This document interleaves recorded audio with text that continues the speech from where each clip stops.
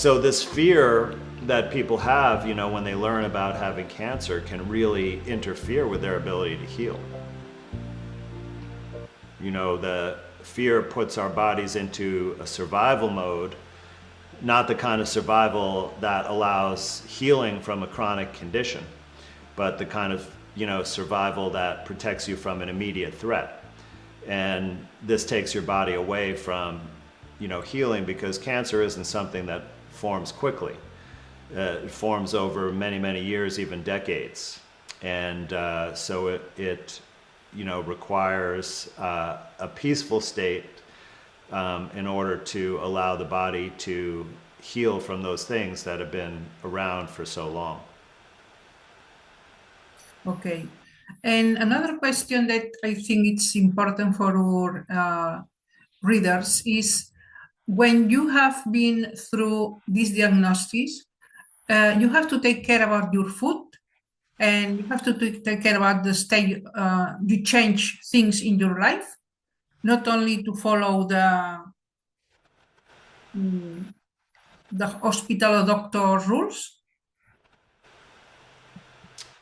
Yeah, well, I definitely agree with that, because in order to allow your body to try to heal from such a condition like that, it's important that we give it, one, the necessary nutritional resources that it needs to heal and repair tissue, but also that we stop putting in variety of processed food chemicals and pesticides and herbicides that can essentially contribute to the problem of the cancer.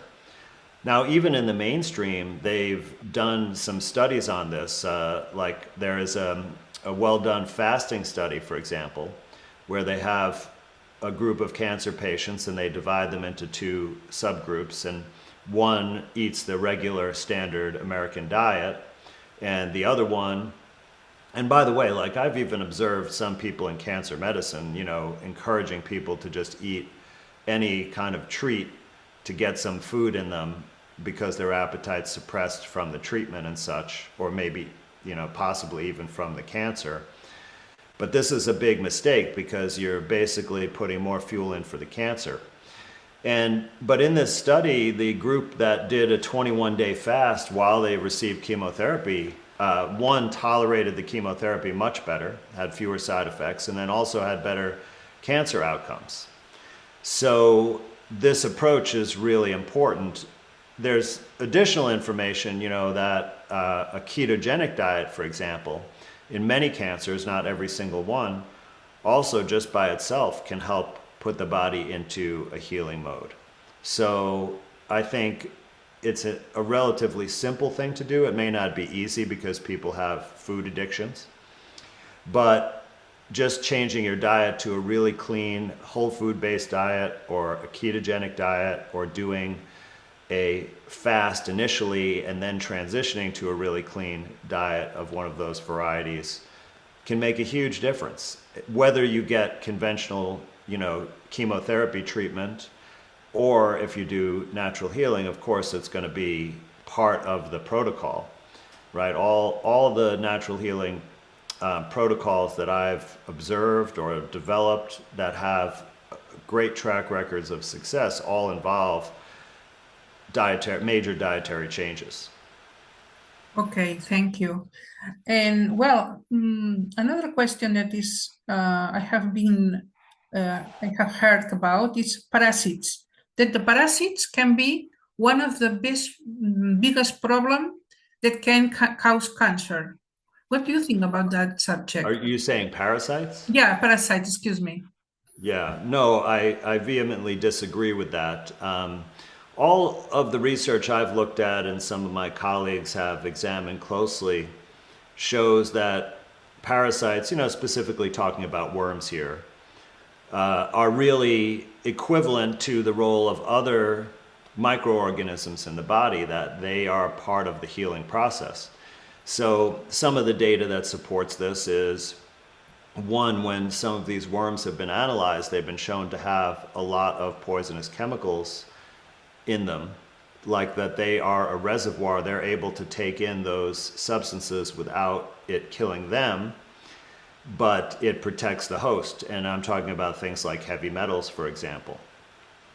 So that's some evidence that indicates that they play a helpful role.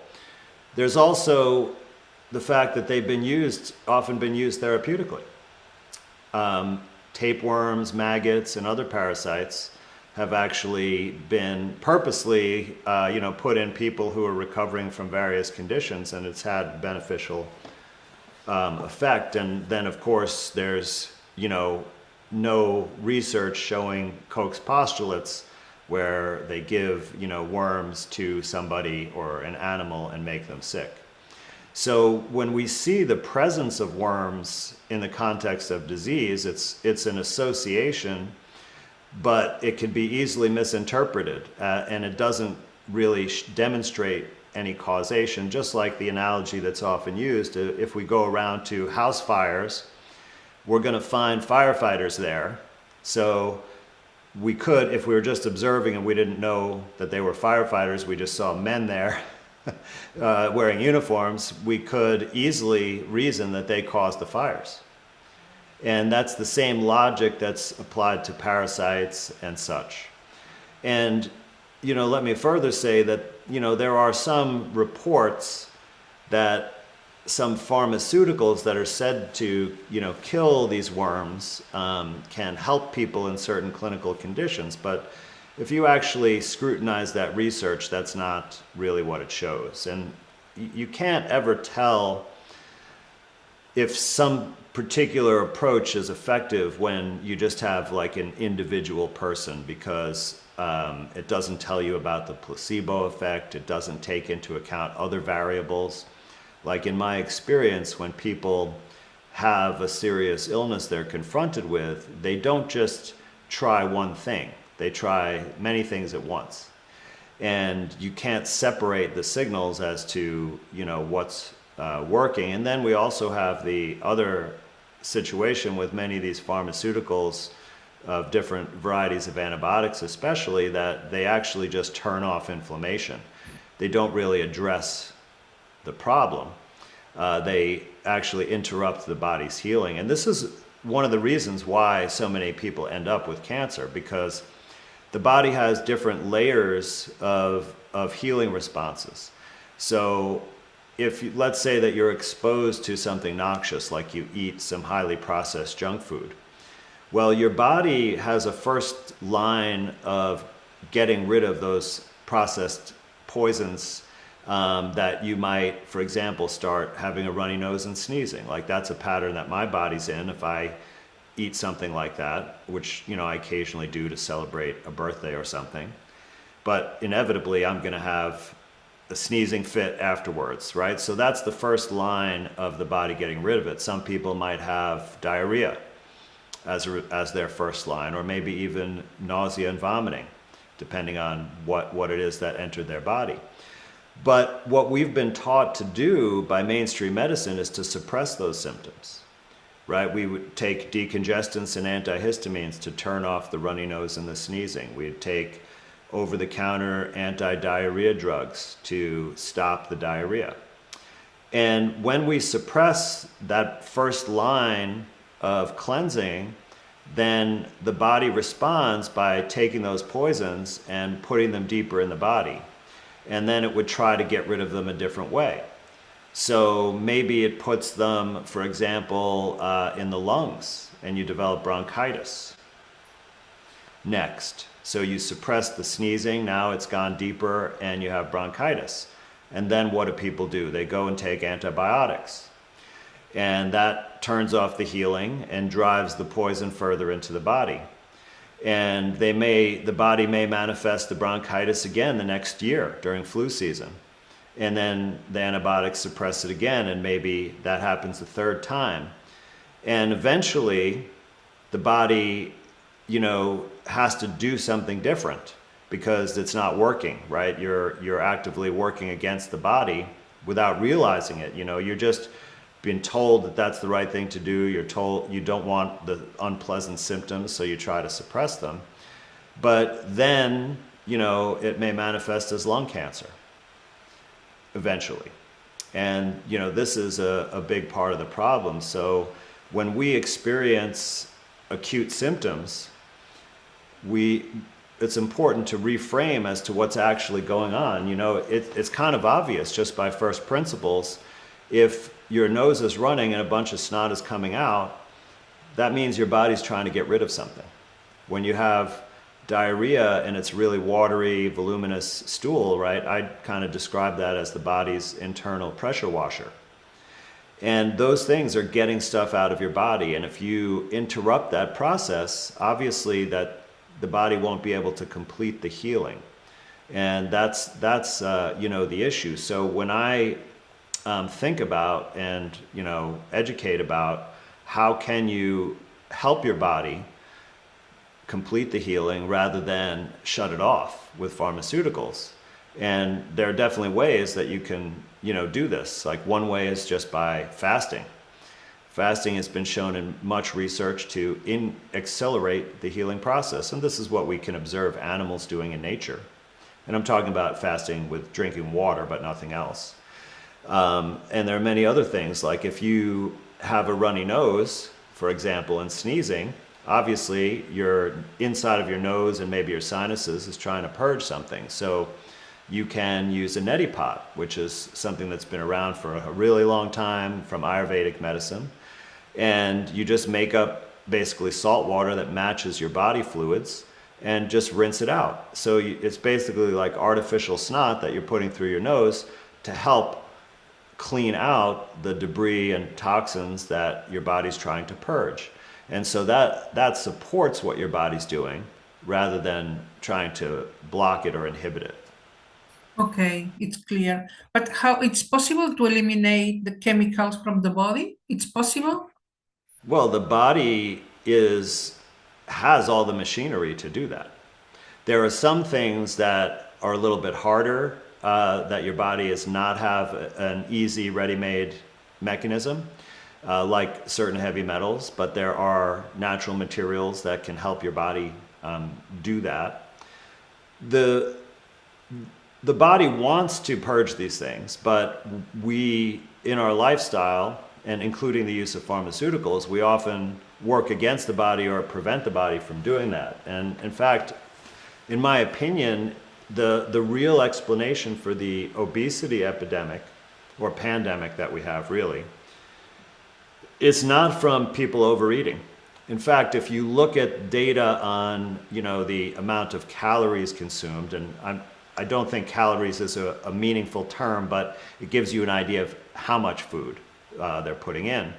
And also the amount of exercise that people do, you see that what we should have over the modern era is the rates of obesity going down because people aren't consuming, so in other words, there are some people with serious food addictions who eat to extreme excess. I'm not saying that those people don't exist, but those are very rare. All of the people pretty much, you go out to a public place and you see, 2 out of 3 people, or maybe 3 out of 4, I'm not sure, are overweight and obese. I think that's because the body is using the fat to store fat-soluble toxins that it can't easily process and get rid of, and also at the same time when we're just putting more and more in. And these fat-soluble toxins are ubiquitous. In fact, I would say a majority of the synthetic chemicals that are used as pharmaceutical drugs, pesticides, herbicides, and other industrial applications are fat-soluble, not water-soluble. And our body is really mostly water. And we do have fats, obviously, in the body, but we have specialized chemical machinery to process those fats. Like, for example, cholesterol is not a fat. People misunderstand what cholesterol is. Cholesterol is a protein. It's called a lipoprotein because it basically allows fat to be carried around through the water in our body. It's a protein that can bind the fat on the inside and on the outside stay compatible with water, right? And so we have that specific mechanism to work with fats in our body, but when it comes to a pharmaceutical chemical or a pesticide or an herbicide, we can't, our cholesterol can't carry those things around, to the liver for elimination. They have to get around a different way. And I think what happens is the body builds up the fat stores to just store them because it can't process them and get rid of them. And there are several studies that have been done looking at the fat tissue, and they find tons of these things. And these things include a category in the research literature that's known as persistent organic pollutants, or POPs. And that includes things like DDT, the famous mosquito pesticide, that even 50 years after it's been taken off the market is still found in people's bodies. It includes PCBs, it includes forever chemicals, the PFOAs, that are used in nonstick surfaces and waterproof fabrics. And it includes many other things, chlorinated pesticides and several other types of chemicals, as well as pharmaceuticals. And these things actually get concentrated up the food chain. There's a bioaccumulation that occurs, and there are higher and higher levels as you go up the food chain. And this has been sort of researched in the ecology fields, and we are at the top of the food chain. So these things are in our fat, they're even in breast milk and other body fluids, where that's ways that our body can try to get rid of them. So this is definitely a big problem, but there are ways that have been shown even in clinical studies, and of course in my own anecdotal experience from clients that have utilized these methods, that you can support your body getting rid of these things and getting rid of all that excess fat at the same time, while still being able to eat to satisfy your appetite, not like going on any kind of restrictive diet or anything like that. Okay. Well, I think that it's very interesting to talk about stress when you have through this kind of situation, and you, of course, are plenty of fear and stress. How we can get a solution for that? Because of course, if you have stress and fear, this is not good for your final solution or for your recuperation. Yes, I completely agree. And, we can't separate these things in an individual.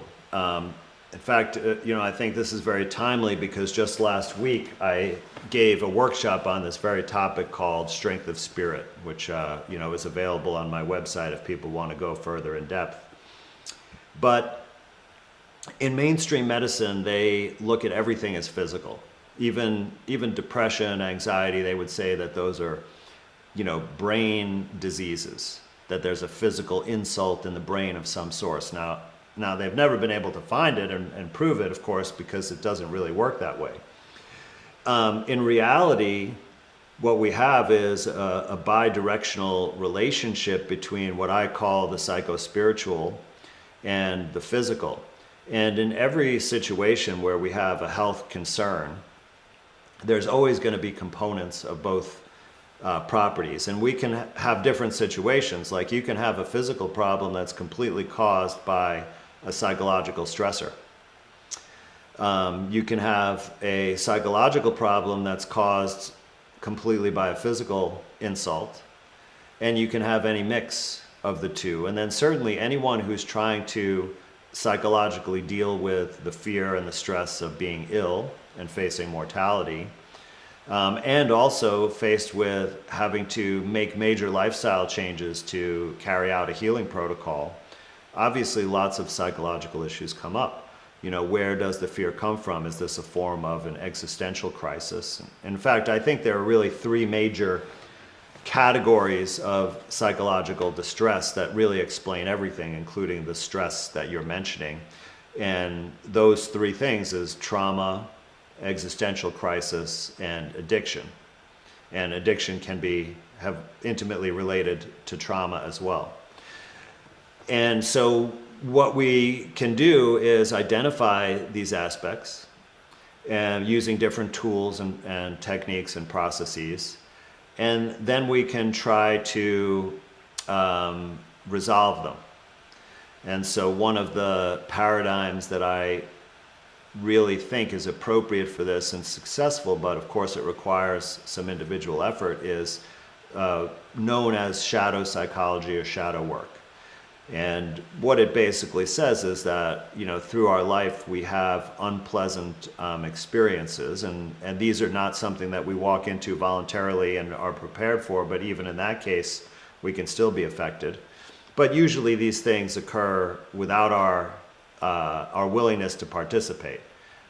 And I'm not talking about just, serious experiences like seeing someone, be assaulted or killed or these kinds of things. It could be a relatively minor thing, but it's the effect that it has on you psychologically. And in order to deal with these unpleasant experiences, we kind of form this, depending on which conceptualization you're looking at, we either form, alter identities or shadow elements. And these help us in the moment to avoid the unpleasant feeling of the situation, but they stick with us and cause problems as we go on, right? And people even in the lay public they have a sense of this. They use different words. I'm carrying around baggage. She has issues, right, from her past, that kind of language. And that's what I'm talking about. And those are things that we never were able to heal from for one reason or another. And we may not even be conscious of those things. So this is a super important thing to try to work on when you're dealing with any health issue, because it's going to come up for you, and it's going to potentially be a major obstacle or constraint in you being able to successfully heal. Thank you. Very interesting. And well, the last question is about your community. You have a community that's through living. I think it's very interesting because for sure we have to work together because, as mentioned previously, to feel alone is the worst thing and the worst situation. I have gone through that. So, what are you doing in this beautiful through living community you have created? Well, thank you for asking about that. But let me first say that actually, in reality, we are alone in a sense. We may be, part of this human experience, and we definitely have connection with people, but, we also are alone a lot of the time, and it's important to be comfortable with being alone. And I think that a lot of growth happens in that state. However, I definitely also think that fellowship is a key important aspect. And I call it the True Living Fellowship for a specific reason, because in my own spiritual development, I originally learned about this concept from an early mentor of mine, Neil Kramer, where having fellowship, meaning a group of others who are also trying to develop themselves, and everyone in the group may be at different levels, but it really supports each other, right? Because you can trust someone else in your group's experience and knowledge that can help enhance yours without having to figure out everything on your own out in a vacuum, right? And so this is kind of the basis that I formed the True Living Fellowship. I knew that I had reached a lot of people who also were in the process of learning the truth about the world, about health and in other areas. But it's very difficult to know what to do with that, right? Because once you learn some of these things and then you try to talk about it to people that they're not very open-minded about it. And even the health stuff that we've been talking about, right? It's pretty radical for someone who's completely in the mainstream. And so that can cause all sorts of problems that, you don't know. You don't want to alienate yourself from everyone. But on the other hand, you can't live the lie anymore. So the idea of my fellowship is that's a place where we can come together and learn and experience how to take the things we've learned about that are true and now incorporate them into our day-to-day living. And you can see how that would work with health, right? You would, of course, change your lifestyle. You would separate yourself from the allopathic health system, start taking authority over your own health, investigating these issues, pursue personal development. And so we have 6 pillars that are different areas related to, how do you live day to day? And it includes things like parenting and families, relationship to nature, spirituality, law and governance, and health and science. And I think I missed one, but you get the idea. It's pretty comprehensive. And we, explore these issues, and then we interact about how do we deal with these things in our day-to-day lives. So many of the people, for example, are educating their children at home rather than in a public indoctrination camp, right? And so obviously you need resources and a community to help you do that, and that's what we try to provide in that fellowship. Thank you very much. Thank you very much, Doctor, for your time. And I think that it's a good example for other doctors, young doctors that are starting their careers. I hope there will be plenty of doctors like you, because we need that. Thank you very much for your time. You're welcome. And may I just give a message to those doctors Yes, briefly? please. So, I was definitely where you are once upon a time. I wanted to really help people with their health issues, but I saw, and you'll definitely see if you pay attention to the outcomes, that what you're taught in medical school is not going to achieve that. And I realize it's a big risk to leave that profession, right? You have student loans, you've invested all of your time and effort into that. But if you choose to leave that and pursue natural healing, you can still preserve that. Like, that knowledge is still very, very useful. You just will learn to separate what's true and useful from what's not. But what you can realize is that you can have amazing outcomes with patients and clients that you work with. Like, they can completely reverse disease that you've been taught you just have to manage for the rest of their life. And I've seen it so many times, it's undeniable. And please reach out to me, because I can give you more details, and I'd love to provide you with resources, because, like you pointed out, Mariola, we definitely can, change this system and improve people's health across the board in amazing ways. Thank you very much. Thank you for your time. My pleasure. Igualmente.